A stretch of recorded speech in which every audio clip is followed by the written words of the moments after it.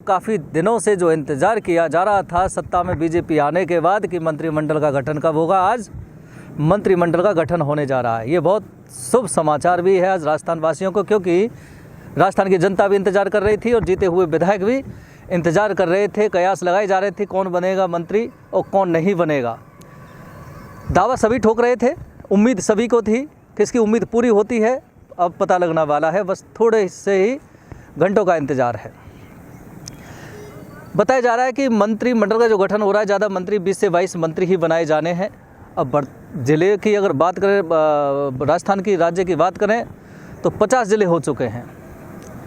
मंत्रियों को किस किस हिसाब से लेंगे, जाति या समीकरण को साधते हुए लेंगे, क्षेत्र को साधते हुए लेंगे, किस तरह से लेंगे, वो सब कुछ क्लियर हो चुका है। बस उसका खुलासा होना बाकी है, राजभवन में हो जाएगा थोड़ी सी देर बाद। पूर्वी राजस्थान, पश्चिम राजस्थान, दक्षिण, उत्तर, अगर राजस्थान को 4 दिशाओं में अगर बांटा जाता है तो फिर इनमें किसका ज़्यादा शेयर रहेगा मंत्रिमंडल में, वो भी देखने वाली बात होगी। क्योंकि शेखावाटी की अगर बात करें तो बीजेपी यहाँ हारी थी। पूर्वी राजस्थान में अगर बात करें तो बीजेपी की स्थिति कमज़ोर रही थी। तो उम्मीद बताई जा रही कि शेखावाटी और पूर्वी राजस्थान से मंत्रिमंडल गठन में मंत्रियों का शेयर कम हो सकता है। मारवाड़, मेवाड़ इस साइड से ज़्यादा हो सकता है, हाड़ौती से ज़्यादा हो सकता है। भरतपुर ज़िले की अगर बात करें तो कांग्रेस सरकार के दौरान जब अशोक गहलोत मुख्यमंत्री थे तो 4 मंत्री यहाँ बनाए गए थे, 4 मंत्री थे।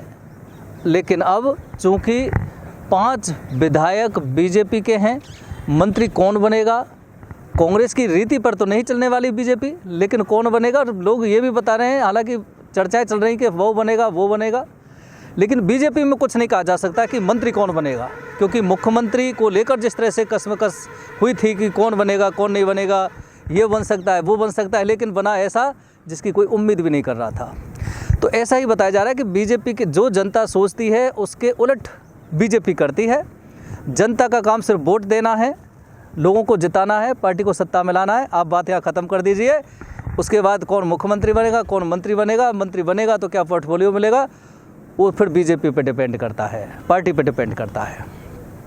अब बताया जा रहा है एक नाम जो भरतपुर ज़िले में उभर के आ रहा है, नौछम चौधरी।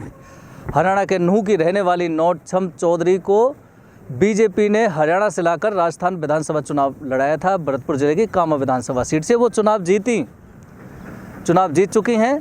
अब बताया जा रहा है कि मंत्रिमंडल में उनका नाम आ सकता है। इस तरह के कयास भी लगाए जा रहे हैं। उसकी वजह ये बताई जा रही है कि हरियाणा से अगर बीजेपी किसी लड़की को, किसी महिला को राजस्थान में लाती है, विधानसभा चुनाव लड़वाती है और फिर वो जीतती है, तो उसके मायने क्या हैं।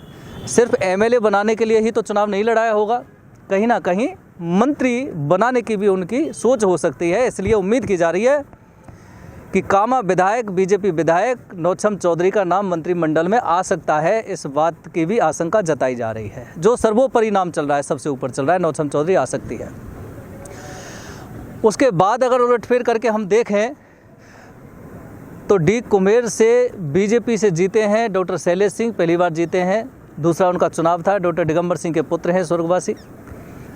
डॉक्टर शैलेश सिंह का नाम भी मंत्रिमंडल में आ सकता है, क्योंकि ये हॉट सीट, राजस्थान की हॉट सीट में से एक सीट डी कुमेर बताई जा रही है और यहाँ कैबिनेट मंत्री को डॉक्टर शैलेश सिंह ने हराया है, तो इसलिए उनका हक बनता है। वो मजबूत एक विधायक के रूप में उभरे हैं, तो डॉक्टर शैलेश सिंह का भी नंबर आ सकता है। बता रहे हैं जवाहर सिंह बेडम का भी आ सकता है। अगर गुर्जर कम्युनिटी की अगर बात करें तो जवाहर सिंह बेडम का भी आ सकता है, लेकिन लोग बता रहे हैं कि दर्शन सिंह जो करौली से विधायक बने हैं, उनका नाम अगर गुर्जर कम्युनिटी से बनाते हैं तो दर्शन सिंह का नाम प्राथमिक रूप से आ सकता है। वहाँ दर्शन सिंह आ सकता है, नौछम चौधरी का आ ही सकता है। इस तरह की कयास लगाए जा रहे हैं। बताया जा रहा है अगर जाटों में से बनाया जाता है तो फिर डॉक्टर शैलेश सिंह का हक बनता है कि डॉक्टर शैलेश सिंह को मंत्री बनाया जाए, क्योंकि हॉट सीट से वो चुनाव जीते हैं। कैबिनेट मंत्री को उन्होंने चुनाव हराया। हालांकि कैबिनेट मंत्री, राज्य मंत्री जाहिदा खान थी कांग्रेस सरकार में, उनको नौछम चौधरी ने भी हराया है। हालांकि ऐसी कोई बात नहीं है। बहादुर कोहली जो बीजेपी के विधायक जीते हैं बैर विधानसभा सीट से, उन्होंने भी पीडब्ल्यूडी मंत्री जो कैबिनेट मंत्री हैं भजन लाल जाटव को चुनाव हराया है। विधायक तो सभी ने ज़्यादातर मंत्रियों को हराया है, 16-17 मंत्रियों को इन विधायकों ने चुनाव हराया है राजस्थान में अगर बात करें। लेकिन फिर भी जो कयास लगाया जा रहा है वो है कि नौथम का नाम सर्वोपरि बताया जा रहा है, क्योंकि हरियाणा से उनको ला करके चुनाव लड़ाना और फिर विधायक बनाना, अब शायद उनको मंत्री बनाने की कोशिश की जा सकती है। अब देखना ये होगा कि पूर्वी राजस्थान का अगर हम गौर करें मैंडेट किस तरह से दिया गया था। भरतपुर ज़िले में बहुत अच्छा इनका परफॉर्मेंस रहा था बीजेपी का, 7 में से 5 विधानसभा सीट ये जीते थे। लेकिन धौलपुर करौली की बात करें तो ये 0 पर रहे थे। करौली में थोड़ा सा इन्होंने ऊपर किया था, दौसा में भी ऊपर किया था। तो कुल मिला के ये कहा जा सकता है कि सबसे ज़्यादा जो सीट जीत कर आए, अगर पूर्वी राजस्थान के अगर भरतपुर संभाग के ज़िलों की बात करें चारों की, तो भरतपुर ज़िला सबसे इनका स्ट्रॉन्ग रहा, क्योंकि 7 में से 5 सीट आप जीत करके आए।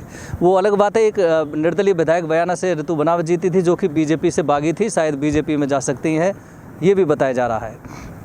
तो कुल मिला के कहा जा सकता है, उम्मीद है, लोग उम्मीद कर रहे हैं और इन विधायकों के समर्थक भी उम्मीद कर रहे हैं कि हमारा विधायक मंत्री शायद बन सकता है। किसके सपने पूरे होंगे, किसके सपने टूटेंगे, वो बस थोड़ी देर में ही पता लगने वाला है।